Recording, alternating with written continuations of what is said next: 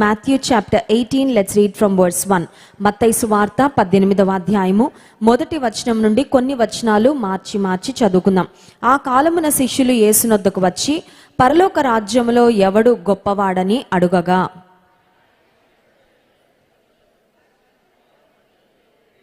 మీరు మార్పు నుండి బిడ్డల వంటి వారైతేనే కానీ పరలోక రాజ్యములో ప్రవేశింపరని మీతో నిశ్చయముగా చెప్పుచున్నాను.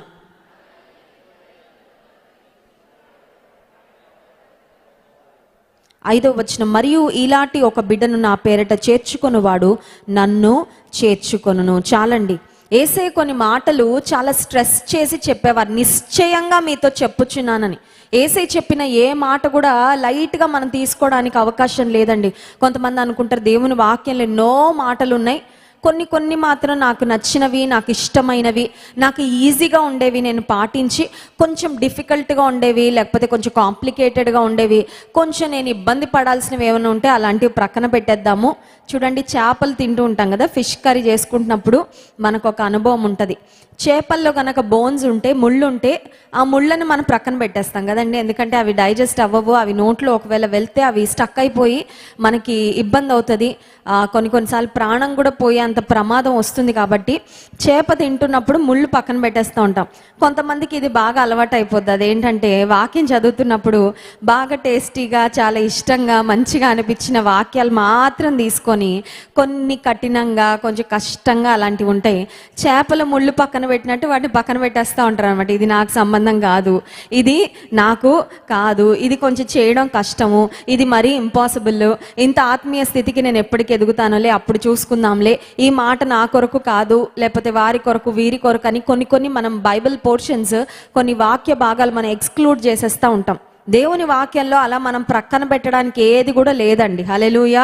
ప్రక్కన పెట్టాల్సినవి నిర్జీవమైన మాటలు ఏవి లేవు, ఉపయోగం లేని మాటలు ఏవి లేవు, మనకి సహాయపడని మాటలు ఏవి కూడా లేవు. ఒకవేళ అలా ఉండుంటే దేవుడు, పరిశుద్ధాత్మ దేవుడు అసలు ఆ పరిశుద్ధ గ్రంథంలో ఆ మాటలు వ్రాయించి ఉండేవారు కాదు. యేసుక్రీస్తు ప్రభువారు ఈ లోకంలో చెప్పిన బోధలు ఆశ్చర్యపరిచాయంట. ఆయన బోధలు వినడానికి చాలామంది వస్తే ఆయన మాట్లాడిన మాటలకు వారు ఆశ్చర్యపడ్డారంట. యేసుక్రీస్తు ప్రభు 12 సంవత్సరాల వయసులో ఆయన యెరూషలేము దేవాలయములో పెద్దలతో కూర్చొని మాట్లాడుతూ ఉన్నారు. He was talking about the scriptures, he was discussing the scriptures.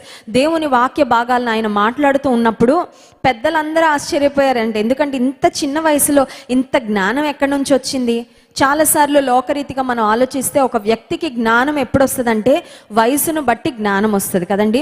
వయసు పెరిగే కొద్దీ వయసులో వారు పొందుకున్న అనుభవాలు, వారు పొందుకున్న ఎక్స్పీరియన్సెస్ని బట్టి they gain knowledge and wisdom through experiences. అందుకే వయసులో పెద్దవాళ్ళని ఎప్పుడు కూడా మనం వాళ్ళ దగ్గర కూర్చుని కొన్ని మాటలైనా వినడానికి ప్రయత్నం చేయాలి. చాలాసార్లు యవనస్తులు, చిన్నపిల్లలు అనుకుంటారు పెద్దోళ్ళంతా అవుట్డేటెడ్, మేమంతా అప్డేటెడ్ అనుకుంటారు కదండి. పెద్దోళ్ళేమో అవుట్డేటెడ్, మేమేమో అప్డేటెడ్. ఇప్పుడు జరుగుతున్న సంగతులు, ఇప్పుడు టెక్నాలజీ గురించి పెద్దోళ్ళకి ఎవరికి తెలియదని వాళ్ళ లెక్క చేయరు. కానీ ఒక మాట చెప్పనివ్వండి, మీ కుటుంబంలో పెద్దలైన వారు తల్లిదండ్రులు అయి ఉండొచ్చు, గ్రాండ్ పేరెంట్స్ అయి ఉండొచ్చు, ఒకవేళ అమ్మమ్మలు, నానమ్మలు, తాతయ్యలు అయి ఉండొచ్చు. వాళ్ళ దగ్గర ఉన్న జ్ఞానము చాలా అమూల్యమైనది, డబ్బుతో కొనుక్కోలేనంత విశేషమైన జ్ఞానం వాళ్ళకు ఉంటుంది. ఎందుకంటే జీవిత అనుభవాల సారం నుండి వారు జ్ఞానాన్ని పొందుకుంటారు. వారి యొక్క ప్రార్థనలు, వారితో సమయం గడపడం కూడా చాలా చాలా ఆశీర్వాదం. అందుకని try to spend some time, at least busy స్కెడ్యూల్లో ఈ రోజుల్లో ఇంట్లో ఒకరితో ఒకరికి గడపడానికి అవకాశం ఉండట్లేదు కదండి. పక్కపక్కనే కూర్చొని ఎవరి ప్రపంచంలో వాళ్ళు ఉంటున్నారు, అవునా కదా. ఇంతకుముందు ఇంటికి వచ్చిన తర్వాత కుటుంబం అంతా కలిసి స్నాక్స్ తినేవాళ్ళు, లేకపోతే భార్య భర్తలు చక్కగా కూర్చొని టీ తాగుతూ ఈరోజు జరిగిన విషయాలేంటి, నీ ఉద్యోగ స్థలంలో ఏం జరిగింది, ఇంట్లో ఏం జరిగింది, వచ్చిన ఫోన్ కాల్స్ ఏంటి, లేకపోతే బంధువుల పరిస్థితి, ఇవన్నీ చక్కగా కూర్చొని మాట్లాడుకునేవారు. ఇప్పుడు ఈ సెల్ ఫోన్లు రావడం వల్ల మనుషుల మధ్యలో అగాధం చాలా పెరిగిపోయింది. ప్రక్కనే కూర్చుంటున్నారు కానీ ఒక్కొక్కరు ఒక్కొక్క గ్యాడ్జెట్ వేసుకొని కూర్చుంటున్నారు. కొడుకు టీవీ చూస్తాడు, కూతురు సెల్ ఫోన్ చూస్తుంది, భర్త ఒక ఫోను, భార్య ఇంకేదో పనిలో ఉంటుంది. సో మనుషులు ప్రక్కనే ఉంటున్నారు కానీ వారి మధ్యలో అగాధం పెరిగిపోతా ఉంది, వారి మధ్యలో డిస్టెన్స్ పెరిగిపోతా ఉంది. ప్రక్కనే ఉన్న కుటుంబీకులతో చాలాసార్లు మనం కనెక్ట్ అవ్వలేకపోతున్నాం. అందుకని కొన్నిసార్లు మన జీవితంలో మనము ఫోన్ ఫాస్టింగ్ చేయాలి. ఏం ఫాస్టింగ్ అండి? ఫోన్ ఫాస్టింగ్ అంటే అర్థం ఏంటంటే ఈరోజు ఈ 4 గంటలు ఇంకా అసలు నేను సెల్ ఫోన్ ముట్టుకోకుండా కాసేపు ప్రక్కన పెడితే ప్రార్థన చేసుకోవడానికి మనకు సమయం దొరుకుతుంది, వాక్యం చదువుకోవడానికి సమయం దొరుకుతుంది, కుటుంబీకులతో మాట్లాడడానికి, వారితో వారి విషయాలు తెలుసుకోవడానికి, సమయం గడపడానికి మనకి కొంచెం టైం దొరుకుతుంది. కాబట్టి కొన్నిసార్లు మనం ఫోన్ ఫాస్టింగ్ చేయాలి. సరే, పెద్దల దగ్గర చాలా జ్ఞానము ఉంటుంది, పెద్దలతో కూర్చొని సమయం గడపడం చాలా మంచిది. ఎందుకంటే వారి దగ్గర నుండి అమూల్యమైన విషయాలు ఎన్నో మనము నేర్చుకుంటూ ఉంటాం. పెద్దలకు ఇవ్వవలసిన గౌరవం ఖచ్చితంగా మనము ఇవ్వాలి. దేవుని వాక్యం కూడా సెలవిస్తుంది, పిల్లలారా పెద్దలకు లోబడి ఉండండి. పిల్లలారా అంటే వయసులో పిల్లలే కాదు, జీవితంలో ఎంత పెద్ద వయసుకు వచ్చినా మనకంటే పెద్దలు ఎవరో ఒకరు ఉంటారు కదండి. మనకంటే పెద్దలు, వయసులో దేవుడు పెట్టిన పెద్దలు, ఆత్మీయంగా దేవుడు ఉంచిన పెద్దలకు లోబడి మనము ఉన్నప్పుడు ఖచ్చితంగా మన జీవితంలో ఆశీర్వాదాన్ని, దీవెనను పొందుకుంటాం. సో పెద్దలు వారి అనుభవాల ద్వారా వారికి వచ్చే జ్ఞానం ఒకటి. ఇంకొకటి ఏంటంటే చదువుకున్న వారికి కూడా చాలా జ్ఞానము ఉంటుంది. చాలా మంది బాగా చదువుకున్న వారి ముఖం చూడగానే మనకు అర్థమవుతుంది వీళ్ళు చాలా వైజ్. చదువుకొని వారు కొన్నిసార్లు వారి ముఖం చూడగానే మనకు అర్థమైపోతూ ఉంటుంది. ఎందుకంటే వారికి జ్ఞానం లేకపోతే వారి ముఖంలోనే అది కనబడుతూ ఉంటుంది. జ్ఞానం ఎవరికి ఎక్కువ ఉంటుందో వారి ముఖంలో ఒక రకమైన ప్రకాశత, ఆ బ్రిలియన్స్, ఆ ఇంటెలిజెన్స్ అనేది ముఖంలోనే మనకి కనబడుతూ ఉంటుంది. ప్రసంగి గ్రంథంలో మాట ఉంటుంది కదా, జ్ఞానవంతుని యొక్క ముఖానికి వాని జ్ఞానమే ఒక తేజస్సుని ఇస్తుంది అనే మాట వాక్యంలో కూడా మనం గమనిస్తాం. అయితే యేసుక్రీస్తు ప్రభు ఈ లోకంలో జీవించినప్పుడు ఆయన కన్నా వయసులో చాలా పెద్దగా ఉన్నవారు కూడా ఆయన మాటలను బట్టి ఆశ్చర్యపడ్డారు. ఎందుకంటే ఆయన సామాన్యమైన మనుషుడు కాదు కాబట్టి, ఆయనకి ఏదో పుస్తకాలు చదివి వచ్చిన జ్ఞానం కాదు ఆయన జ్ఞానము, లేకపోతే ఆయన వయసును బట్టి వచ్చిన జ్ఞానం కాదు, కానీ ఆయన దేవాతి దేవుడే మానవ రూపంలో ఈ లోకానికి వచ్చారు కాబట్టి ఆయన యొక్క మాటలు దైవికమైన మాటలు, పరలోక రాజ్య సంగతులు యేసయ్య బోధిస్తూ ఉంటే ఆయన యొక్క బోధకు ఆయన చుట్టూ ఉన్నవారు ఆశ్చర్యపోయారు. అయితే యేసయ్య యొక్క బోధలో కొన్ని మాటలు మనం చాలా జాగ్రత్తగా గమనిస్తే, ఆయన నిశ్చయముగా మీతో చెప్పుచున్నాను, ష్యూర్లీ ఐ టెల్ యూ అంటే అర్థం ఏంటంటే ఈ మాటలలో ఇంకా మీరు అనుమానించాల్సిన అవకాశము లేదు, ఈ మాటలు ఖచ్చితంగా మీరు పాటించాలి అని స్ట్రెస్ చేయడానికి కొన్నిసార్లు యేసయ్య నిశ్చయముగా మీతో చెప్పుచున్నాను అని యేసయ్య పలికిన మాటలు చాలా ఉన్నాయి. బట్ ఇక్కడ వాక్య భాగంలో యేసయ్య ఒక మాట అన్నారు. ఆ మాట ఏంటంటే చూడండి, నిశ్చయముగా మీతో చెప్పుచున్నాను అని చెప్పిన మాట 3వ వచనంలో, మీరు మార్పు నొంది బిడ్డల వంటి వారైతేనే కానీ పరలోక రాజ్యములో ప్రవేశింపరని మీతో నిశ్చయముగా చెప్పుచున్నాను. ఈ లోకంలో ఏమున్నా లేకపోయినా పరలోక రాజ్యానికి మాత్రం మనం వెళ్ళాల్సిందే కదండి. We cannot miss heaven. ఈ భూమి మీద పలానా రెస్టారెంట్కి వెళ్ళలేదండి, ఆ భోజనం మిస్ అయ్యారంటే ఏం పర్వాలేదు. పలానా బట్టలు కట్టుకోలేదండి, ఇది చాలా బాగుంటాయండి అంటే పర్వాలేదు, అది మంచి బట్టలు కట్టుకోకపోయినా పెద్ద నష్టం లేదు. లేకపోతే టేస్టీ ఆహార పదార్థాలు ట్రై చేయకపోయినంత చేత దానివల్ల మనకేం నష్టం లేదు. కానీ పరలోక రాజ్యాన్ని మాత్రం మనం మిస్ అవ్వడానికి అవకాశము లేదు. అయితే యేసయ్య అన్నారు, మీరు మార్పు నొంది చిన్న పిల్లల వంటి వారైతేనే కానీ పరలోక రాజ్యములో ప్రవేశించరు అని యేసయ్య చాలా క్లియర్గా చెప్పారు. యేసుక్రీస్తు ప్రభు వారి యొక్క బోధలలో ముఖస్తుతి ఎక్కడ మనం చూడమండి. మనుషులు బాధపడతారేమో అని ఆయన తేనె పూసి మాటలు ఎక్కడ మాట్లాడలేదు. యేసయ్య యొక్క మాటలు చాలా క్లియర్గా ఉండేవి, చాలా స్పష్టంగా ఉండేవి, చాలా స్ట్రెయిట్గా కూడా ఉండేవి. Jesus spoke words with truth. ఆయన సత్యాన్ని పలికాడు. ఆయన ఎక్కడ కూడా మనుషుల్ని మెప్పించాలని కానీ, మనుషులను సంతోషపెట్టాలని కానీ, మనుషుల ముందు ఒకటి వెనకాల ఒకటి, లేకపోతే అక్కడ ఉన్నవారు ఈ మాటలు చెప్తే బాధపడతారేమో అని ఆయన ఎక్కడ కూడా ఆయన నోరు మూసుకొని ఉన్న సందర్భాలు మనము చూడం. అందుకే వాక్యాలు మనం చూస్తాం, నిజమైన స్నేహితుడు ప్రేమించి గాయము చేయును అని. ఒకవేళ నీవు నిజంగా ఎవరైనా ప్రేమిస్తుంటే వారు దారి తప్పిపోతే నువ్వు ఖచ్చితంగా నోరు తెరిచి వారికి చెప్తావు. You will tell them that they are in the wrong way. నువ్వు ఒకవేళ ఒక వ్యక్తిని ప్రేమిస్తున్నావంటే వారు ఒకవేళ బాధపడతారని తెలిసినా వారిలో ఏదైనా తప్పులు లోపాలు ఉంటే నువ్వు ఖచ్చితంగా వారికి చెప్తావు. చెప్పకపోతే నువ్వు నిజంగా వారిని ప్రేమించట్లేదు అన్నమాట. ఈ రోజుల్లో సమాజం ఎలా ఉందంటే, ఎవరు ఎలా పోతే నాకేంటండి, ఎవరు ఎలా పాడైపోతే నాకేంటండి, ఎవరు ఎలా అక్రమంగా జీవిస్తే నాకేంటండి, అందరికీ నేను మంచి దానిలా ఉండాలి, అందరి దగ్గర మంచి పేరు తెచ్చుకోవాలి, అందుకని మెచ్చుకొని మాటలే చెప్తాను, కానీ కొన్నిసార్లు ఎవరైనా తప్పుడు మార్గంలో వెళ్తే నేను మాట్లాడను అనుకుంటూ ఉంటారు చాలామంది. అది సరైన విధానము కాదు. కొన్నిసార్లు సువార్త ప్రకటించినందుకు కూడా మనుషులు అఫెండ్ అవుతారా అవరా అంటే ఇంతవరకు నేను అనుసరించిన తప్ప అంటే ఇప్పుడు నేను యేసుప్రభు నమ్ముకోకపోతే నరకానికి వెళ్తానని కొంతమందికి నీ మీద కోపం వస్తుంది, కొంతమందికి నీ మీద బాధ కలుగుతుంది, కొంతమందికి నువ్వు చెప్పే మాటలు నచ్చవు.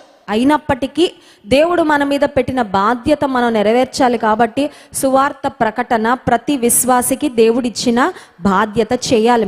అది మన కర్తవ్యం. అది యేసుక్రీస్తు ప్రభు అన్నారు, మీరు మార్పు నొంది చిన్నపిల్లల వంటి వారైతేనే కానీ పరలోక రాజ్యములో ప్రవేశింపరని నిశ్చయముగా మీతో చెప్పుచున్నా. యేసయ్య పిల్లల వంటి వారు అవ్వకుండా పరలోక రాజ్యానికి వెళ్ళే అవకాశం ఇంకేదైనా ఉంటుందంటే ఇంకేం లేదు.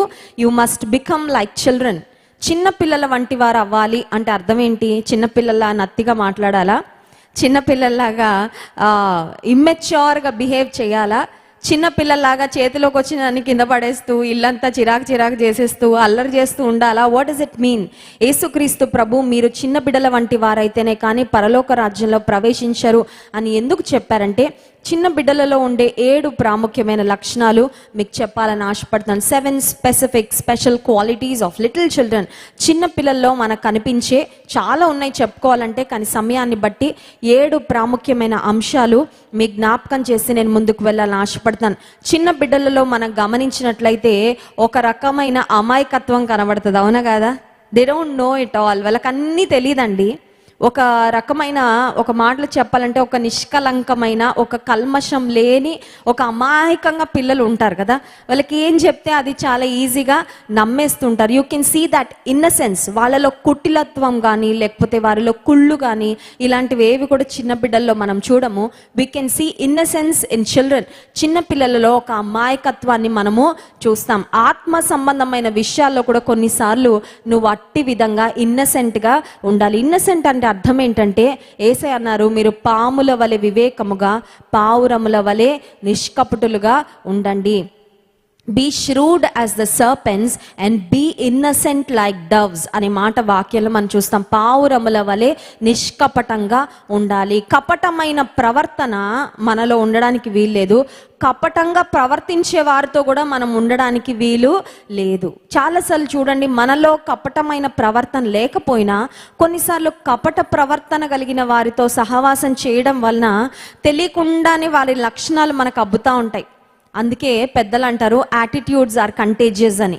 ఇతరుల యొక్క స్వభావాలు, లక్షణాలు కూడా కొన్నిసార్లు మనకు అతుక్కుంటూ ఉంటాయండి.